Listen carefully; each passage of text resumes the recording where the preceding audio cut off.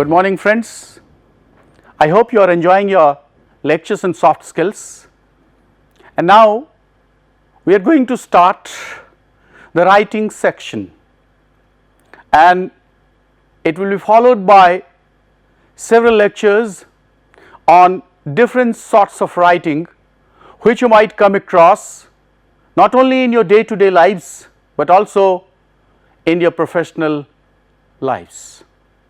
Now let me ask you a question, because I have often been listening to my students, and my observation says that if out of these 4 skills, all of you know well that we have LSRW, I mean listening, then speaking, then reading, and then writing. There are 4 skills we have been saying since beginning, but if you ask yourself also, and if I ask you which of these skills comes as the last order, and many of these students often say that there is one thing that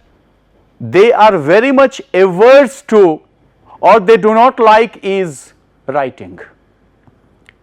Now most of the time they are interested to listen, and if the opportunity comes they are also interested to speak, but when they are assigned the task of writing they actually feel it quite boring and burdensome, isn't it? I think most of you will agree with me that they do not like writing. But remember, my dear friends, if you are going to prove your mettle in your professional life, something that is of utmost importance is your writing. Now what is so? Why you are so much averse to, so much disinterested towards writing? But then there has been researchers which say that if you want to see, if you want to know a person, you can know him not only by the way he speaks but also by the way he writes. And writing today has become very important. Whatever job you are in, you will find that you have to write. Gone are the school days when you have to write an essay. You remember you had to write essays, paragraphs, small letters, short reports, isn't it? Now you are going to write something that we call advance, and when we talk about advanced writing actually has to a great extent certain difficulties which may appear to be very challenging, but it is very paying as well. How is writing treated by great people, by scholars? In this connection I am reminded of Francis Bacon, who was an essayist, and many of you might have come across some of his essays. His essays are considered to be very aphorical essays. He is considered to be the father of essays. Now in one of his essays he actually talks about reading and writing, and there he says, reading maketh a full man. I mean, if you want to be a person who considers himself to be a full man, he has to read. So reading maketh a full man, conference a ready man, and writing an exact man. Meaning thereby, if you want to judge yourself or judge others, you can judge yourself by your writing. Here I am not talking about your handwriting, but I am talking about your writing style. How do you write? And in your organizational life, in your professional life, you will come across different sorts of writing where everything goes with the help of writing. You have to give instructions, you have to provide some manuals, you have to provide report, you have to write letters. If you are in a business, you have to write letters for various purposes, and all these require a lot of qualities of writing. But then this writing is an advanced writing. Sometimes you may have to write a proposal. You know, nowadays when we are in organizations, we write proposals, we write proposals for project, we write reports, we write technical descriptions, and we write letters for various purposes, and these letters actually are not the sort of letters or applications you wrote during your school or college days. They are actually different letters of various purposes, and sometimes they may be credit letter, sometimes they may be collection letter, sometimes they may be complaint letter, sometimes they may be adjustment letters. We will see when we discuss the types of letter, but here presently we are going to talk about what actually is writing and how can your writing be different and distinct. First is, let us try to understand what actually are the specific or the salient features of advanced writing. First is conceptualizing, because once you are in an organization, you actually, whenever you write, whatever you write, my dear friend, you must have an idea, you must have a concept. Suppose you have got a new concept, an innovative concept. So what do? You first have a concept. So what you do, you conceptualize everything, isn't it? And when you have a concept, this writing will be a sort of writing which will be based on the testimony of truth.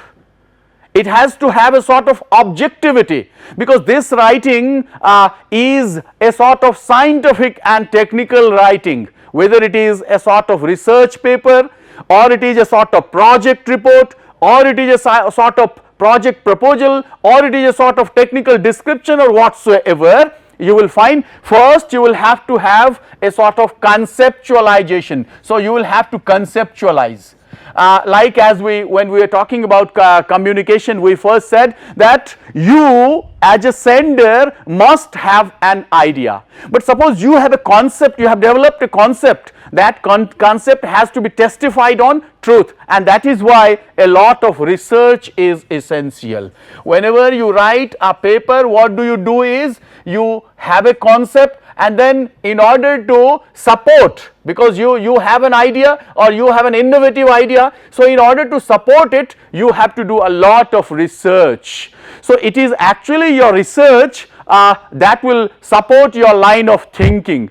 And when you have made the research, because while going through several books, going through several research papers, finally whatever you have brought, you are going to give it a shape, and while giving it a shape you actually have to draft. So how will you draft? You will draft based on the need of what you are writing. If you are writing a report, naturally you will follow a particular structure. But if it is a letter, it will have a different structure. If it is a technical proposal, it will have a different structure. If it is a description, it will have a different structure. So and you will be drafting that. Once you have drafted, because you know when you draft it in the first moment, in your first attempt, it is not so that it will be 100% correct. And you remember, because when you finally draft it, you must also have a time to revise it, because when you revise you will find that there were certain things which ought to be added, there were certain things which ought to be deleted. Now when you are going to revise, you will find the pieces of information which actually had to be inserted have somehow or the other been left. So what will you do? You will add. Sometimes you will find because all you do when you have finally come out with some pieces of information, now you will also check whether it actually conforms to the background. Here it is, you know, any writing that you do, it has to keep into consideration your audience. When I say audience here, I actually mean reader. Is it reader centric? Reader centric. What do I mean by reader centric? I mean the approach which is there, the pattern which is there, the selection of words which you have followed, is it going to affect? Because anything that you are going to submit in the form of writing finally will prompt some of your bosses or some of your controlling heads to take a decision. That is why you will have to check whether it is audience or reader centric.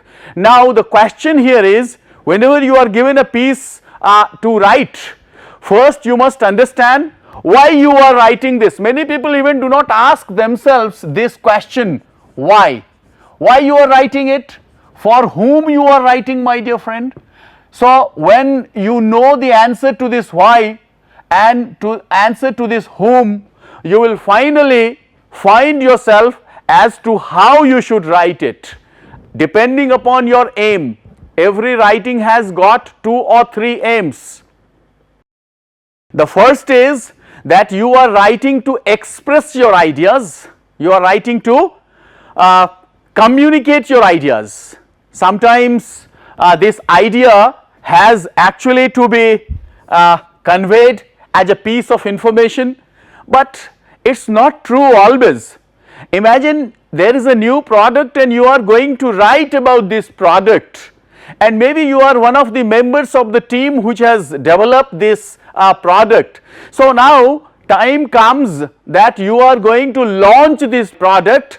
So when you are going to launch it, you will find that you should take the views of others, or you should have a sort of confirmation, and during that time you have to convince others of your ideas, meaning thereby when you convince, you actually require a sort of reasoning. So you will require a sort of reasoning.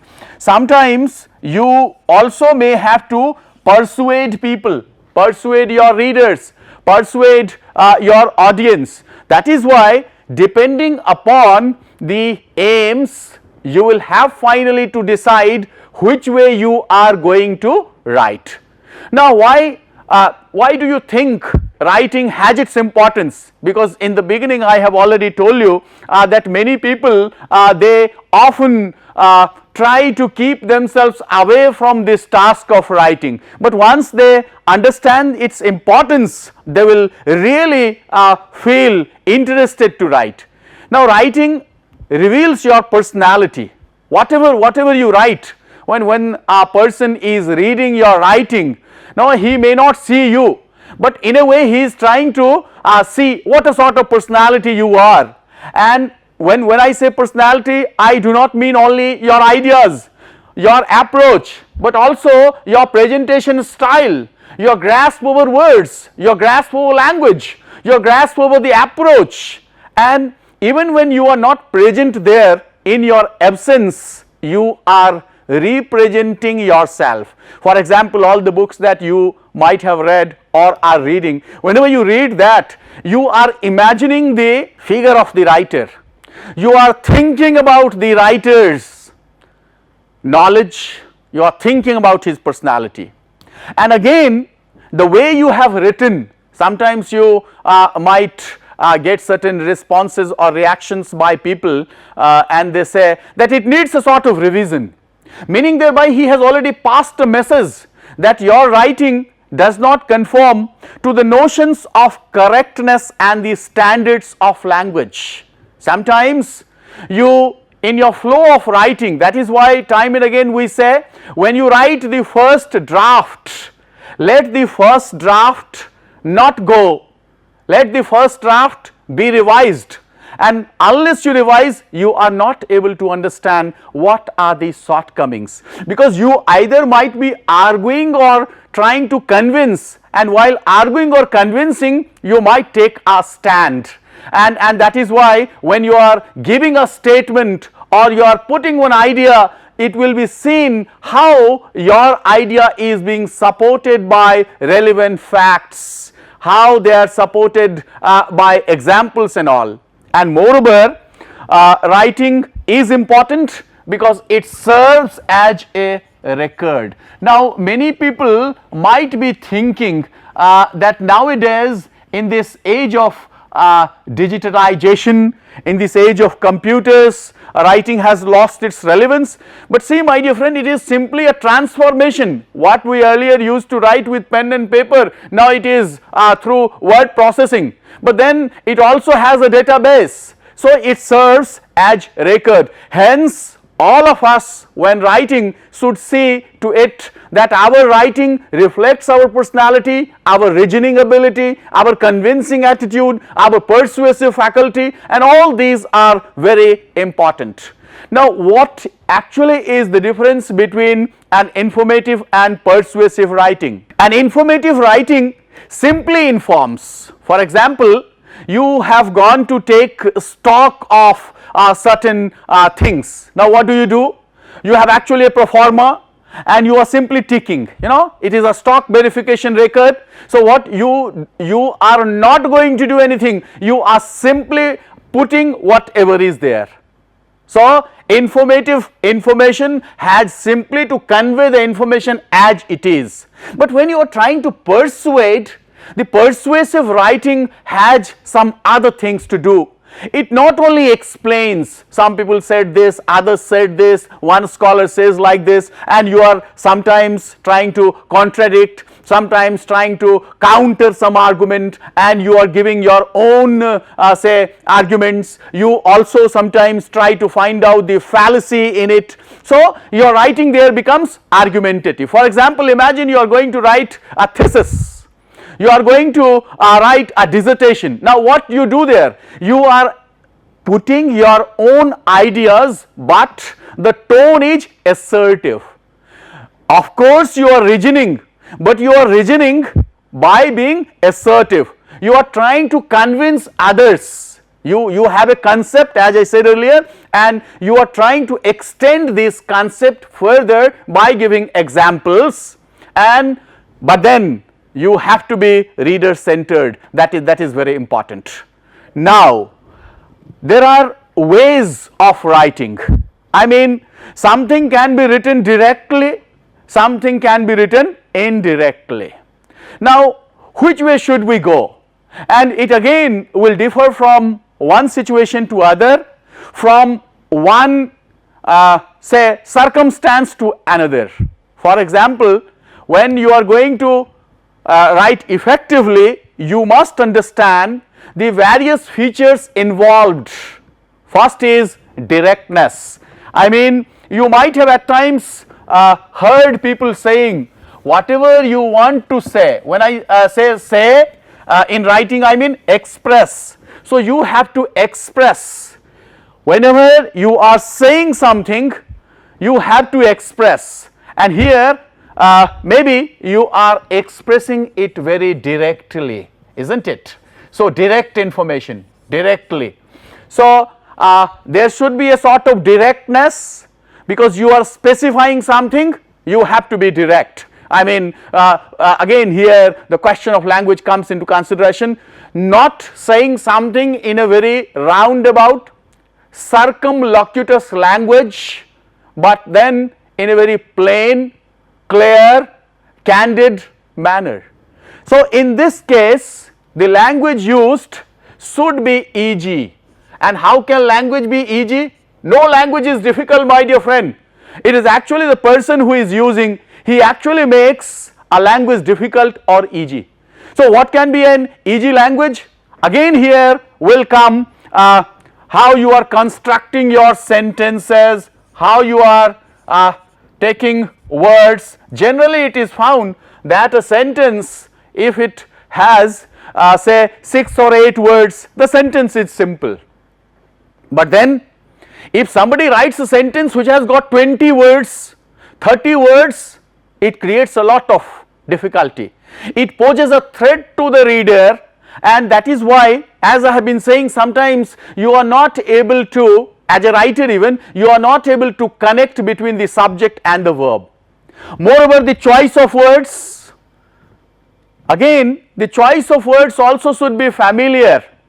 Let the words be used which are familiar to your readers. And how is this possible? When you understand the background of your audience or reader, you will be in a position to use words which they can understand. Of course, in a technical writing you may also come across the use of jargons and cliches, which we shall be discussing when we talk about the element of style or style of reports and all, because there we will discuss in a great detail. But then a simple thing about words is use words as simple as you can.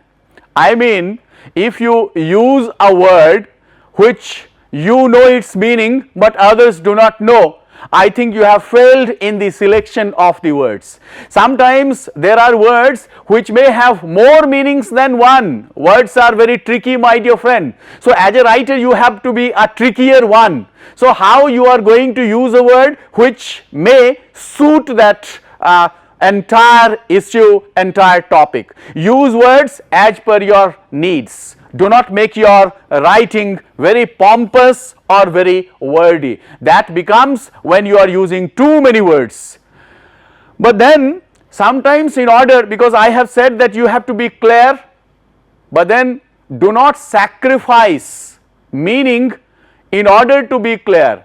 Sometimes you will find that some words or a simple sentence may speak less, but then some sentences may not be able to explain what you want to explain. In such cases you can use words, but at the same time you have to see that the sentence length has to be short, not a longer sentence. So you can split sentences. So use adequate words to achieve your purpose, because your main task is to make your readers understand.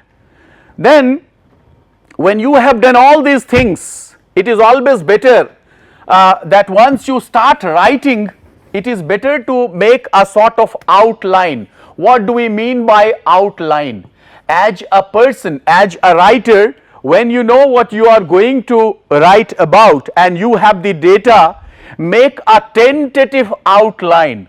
This outline will tell you how, and it will also help you how longer your entire writing is going to be. Here you will put the main topics, you will also put the subtopics, and then you will, just like an experienced tailor, you are going to cut your entire pieces of information, and finally you are going to be reminded of this outline. So in the outline you not only give your main points, but you will also give supporting points. So, and that is how you will plan and outline supporting points, and ultimately towards the end you should see that when you reach a conclusion, the conclusion of your writing, you are to see whether you have been able to do, or whether you have been able to write what you really wanted, and that is possible only when you might have applied the unity, the coherence, and also the logic. I mean, is your writing a systematic structure?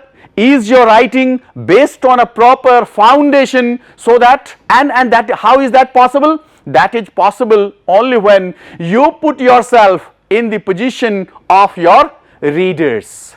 Now that can be shown through so many examples. For example, let us look at these sentences.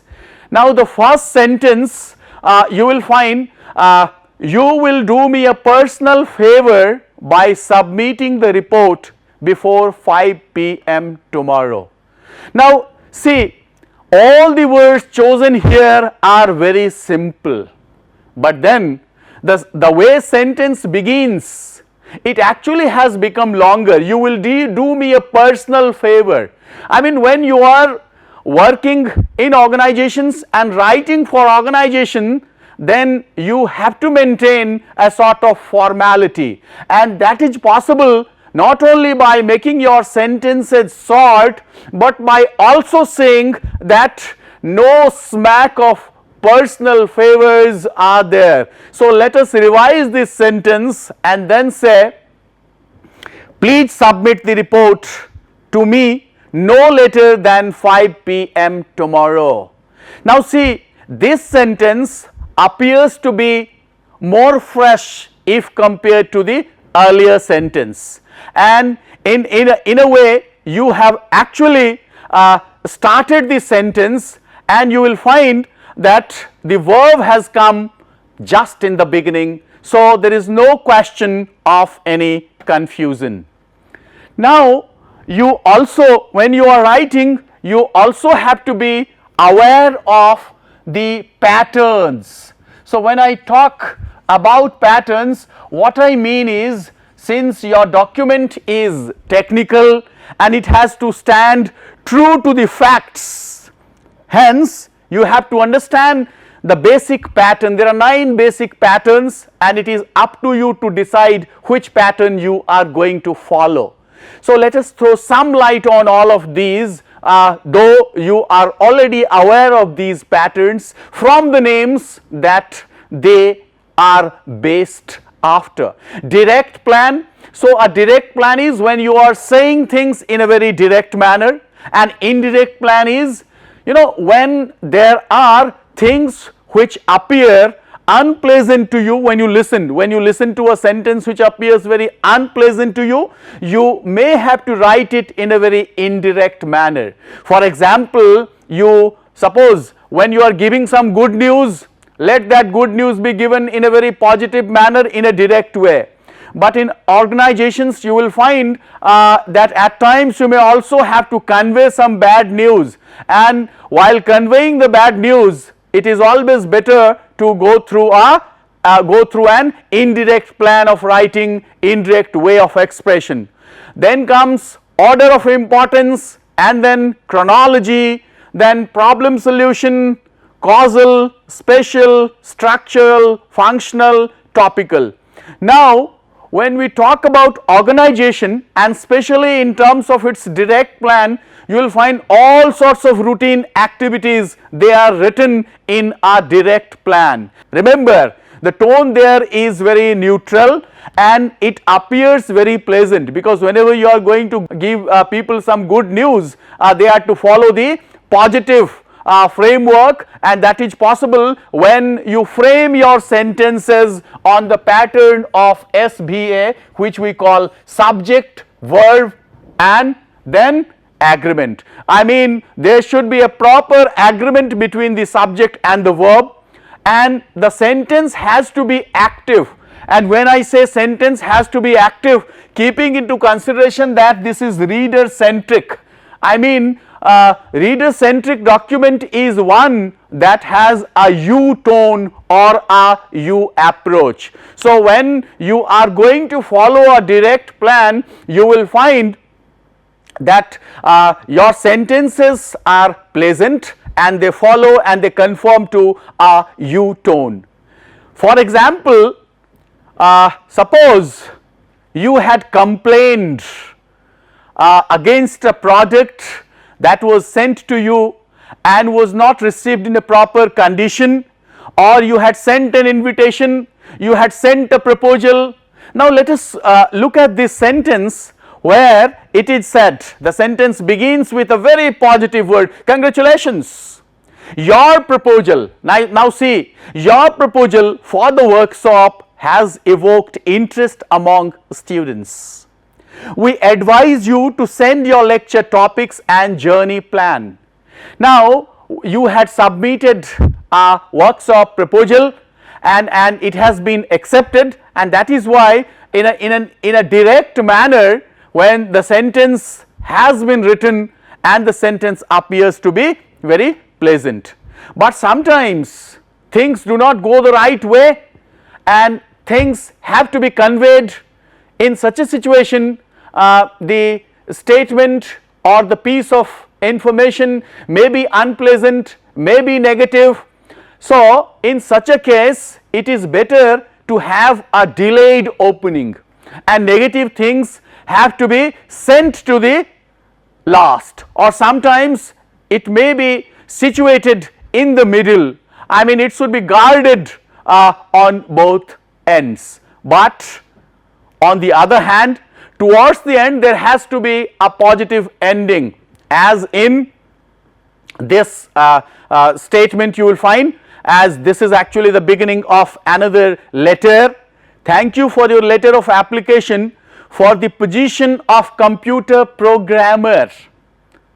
Now see, initially they have thanked, this is actually the courtesy amount which we will discuss in the next lecture. You are right that we are one of the largest organizations. Now comes the real thing, the negative one, isn't it? Because of the size and reputation of our organization, we review the education, background and other characteristics of the candidates. Now see how in a very subtle, in a very clever manner they have told you that they are not in a position to entertain your application at the present juncture.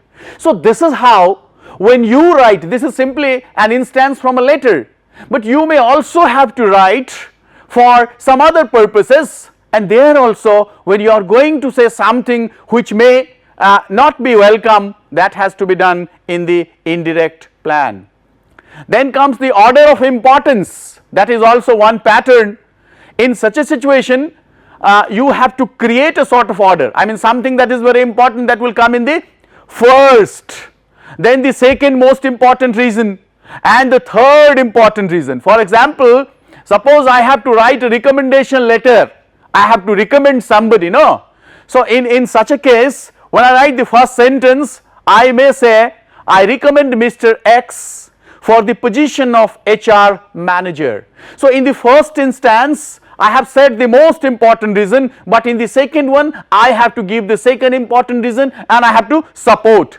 He has great communication skills, he has the ability to know people's needs, he can take initiatives and manage people well. So you have justified your first statement. So this is also a pattern which is called order of importance. The next is chronology. Chronology, as you all know, it refers to time, and when you are describing something according to the time sequence, sometimes while writing your resume, or sometimes while describing an incident, or sometimes while answering to a so-called notice about an accident that took place, you are to create that writing in a very sequential manner, in the manner of time frame. Sometimes in the resume, as you can see, especially it is most useful while writing resume. So here it is mentioned year wise that in 2006 he did that, in 2007 he did that, and again in 2008 or 9 he did like that. So this is the chronological pattern. Then comes problem solution. Sometimes when you have a concept and through this concept you are going to talk about the problem. So in such a situation, what you are going to do, in the first you are going to talk about the problem, and the second you are offering solution, because you know when you create it on, when you create your writing on this pattern, the readers feel that you have been able to sustain their interest, and it is also helpful in the reader's understanding, and the reader will also remember. For example, when you are talking about a process, again you are mentioning a sequence, but when you are talking about a problem, again you are talking about the problem first and you are also offering your own solution. Next is causal, where in the first instance either you start from the cause and then you go to the effect, or you can also follow the other way around, I mean the vice versa. For example, let us look at this sentence. Pali is a language. Pali as a language seems to lose its significance by 60%. So here you have talked about an effect, and then you are going to talk about the reason. The reason is the decreasing number of users. So on this pattern also you can create, you can make your writing, because all these patterns, they are going to help the reader not only understand, but they are also going to help the reader remember what you said. Then comes the spatial. Spatial actually means a space where you are going to talk about something in a very geographical manner. And in this also, depending upon your topic, your style will be different, but in such a way you will follow a geographical pattern, which may be sometimes on the base of structure. The sales of our product seems increasing in the north. I mean, they are giving the direction, and if he talks about the north, in the other he will talk about the south. So the sales of our product seems increasing in the north and south, while it seems to decreasing in the east and the west. And then there is another pattern which is called a structural. This pattern again, you know, they may talk about bonus, they may talk about hike, they may talk about compensation and all. So this is also based on, if it talks about compensation on the one hand, it will talk about the benefit, it will talk about training. For example, when you are proposing a course, there you will provide the objective of the course, and then finally you will also talk about how it will help, how it will develop. And then, so there can be different ways you can describe, there can be different ways you can create your messages. And the last one is the topical one, where topics or subjects are broken into several subtopics or categories, and then you are going to weave your information or your thought patterns. Dear friends, at times it has been seen that even good people having good knowledge, they are not able to frame their sentences in the proper writing style, and that is why they are not considered better. For example, here is an example of a sentence where you can see more and more geniuses are joining the world of teaching. So this is the first one, and then they say the lucrative pay scales and other facilities have attracted their attention. So either you follow in the problem solution model, or you follow the pattern of cause effect, or you follow structure. All you need to do is you need to think it from the point of view of your reader.